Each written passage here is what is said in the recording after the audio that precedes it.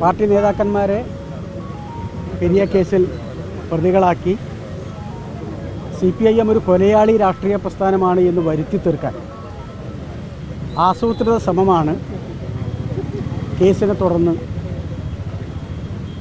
നമ്മുടെ ജില്ലയിലുണ്ടായത്. നുണകളുടെ ആ പെരുങ്കോട്ട പൂർണ്ണമായും തകർന്നു വീണ കാഴ്ചയാണ് ഇന്നലത്തെ ഹൈക്കോടതി ഡിവിഷൻ ബെഞ്ചിൻ്റെ വിധിയോടുകൂടി ഉണ്ടായിട്ടുള്ളത്. ഈ കേസിൽ ഞങ്ങളെയെല്ലാം പ്രതികളാക്കിയപ്പോഴും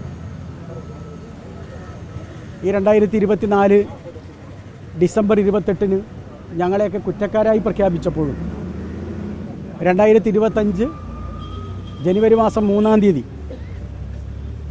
ഞങ്ങൾ ഉൾപ്പെടെ ശിക്ഷിക്കപ്പെടുകയുമെല്ലാം ചെയ്തപ്പോഴും ഞങ്ങൾ ആ വിധിയെ സംബന്ധിച്ച് ഏതെങ്കിലും തരത്തിലൊരു പ്രതികരണത്തിന് ഒരു ചാനലിന് മുമ്പിലും സന്നദ്ധരായിരുന്നില്ല.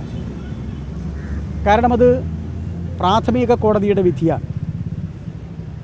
ഞങ്ങളുടെ ഭാഗത്ത് പൂർണ്ണമായും ശരിയുണ്ട് എന്ന് ബോധ്യമുള്ളതുകൊണ്ടും ഞങ്ങളാരും ഈ കുറ്റകൃത്യത്തിൻ്റെ ഭാഗമല്ല എന്നുള്ളതുകൊണ്ടും ഞങ്ങൾക്ക് നീതി ലഭിക്കും എന്ന പ്രതീക്ഷയാണ് ഉണ്ടായിരുന്നത്. ഇന്ത്യയിലെ നീതിന്യായ വ്യവസ്ഥയിൽ അചഞ്ചലമായ വിശ്വാസമുണ്ട്. ഞങ്ങൾക്ക് നീതി ലഭിക്കുമെന്ന പ്രതീക്ഷയും ആ പ്രതീക്ഷക്കനുസരിച്ച് തന്നെയാണ് ഹൈക്കോടതി ഡിവിഷൻ ബെഞ്ചിൻ്റെ ഭാഗത്തു നിന്ന് ഞങ്ങൾക്ക് നൽകിയ ശിക്ഷ മരവിപ്പിച്ചുകൊണ്ടും ഞങ്ങൾക്ക് ജാമ്യം അനുവദിച്ചുകൊണ്ടുമുള്ള വിധി ഉണ്ടായിട്ടുള്ളത്. പോരാട്ടം തുടരേണ്ടതുണ്ട്.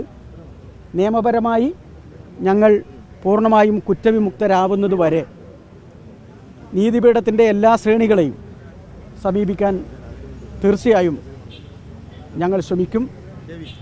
ഈ ആരോപണവേളയിലൊക്കെ ഉറച്ച് പാർട്ടിയുടെ കൂടെ നിൽക്കുകയും ഇതിനെ എല്ലാ നിലയിലും സഹായിക്കാൻ ആവശ്യമായുള്ള സംവിധാനം ഉണ്ടാക്കുകയൊക്കെ ചെയ്യുന്നതിൽ വലിയ ബഹുജന പിന്തുണയും അംഗീകാരവുമാണ് ഞങ്ങൾക്ക് ലഭിച്ചിട്ടുള്ളത്.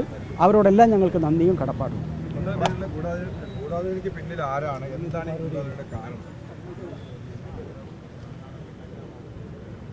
ഞങ്ങൾക്ക് പിന്നിലൊരു ഗൂഢാലോചനയുണ്ട് എന്ന് ഞങ്ങൾ കരുതുന്നില്ല. CBI ബോധപൂർവം പാർട്ടി നേതാക്കന്മാരെന്നുള്ള നിലയിൽ ഞങ്ങളെ ഉൾപ്പെടെ പ്രതികളാക്കിക്കൊണ്ട് കേസെടുക്കുകയാണല്ലോ ഇതുമായി ബന്ധപ്പെട്ടുണ്ടായത്.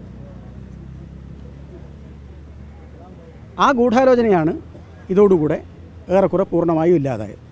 CBI അറസ്റ്റ് ചെയ്ത 10-9 പേരും 5 പേരെ നേരത്തെ കുറ്റവിമുക്തരാക്കി ഞങ്ങൾക്ക് 4 പേർക്ക് കോടതി ജാമ്യം അനുവദിക്കുകയും ചെയ്തിട്ടുണ്ട്. കേസിൻ്റെ തുടർ നടപടിക്രമങ്ങൾ പൂർത്തിയാക്കേണ്ടതുണ്ട്.